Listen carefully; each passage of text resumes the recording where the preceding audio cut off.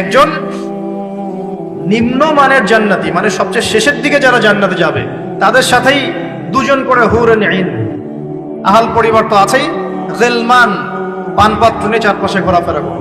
জান্নাত মানে কি? যেখানে যা ইচ্ছা তাই করা যাবে, বলার কেউ নাই, বাধা দেওয়ার কেউ নাই, সেখানে কোনো মৃত্যু নাই, সেখানে কোনো অহেতুক কথাবার্তাও নাই, কোনো গাল গল্প নাই, কোনো মিথ্যা নাই, কষ্টের ক্লেশ মাত্র নাই। থুতু ফেলতে হবে না।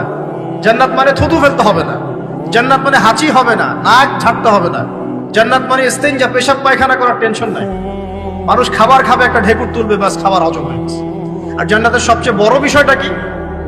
আল্লাহ পাককে আমরা এই চোখ দিয়ে দেখতে পারবো ইনশাআল্লাহ।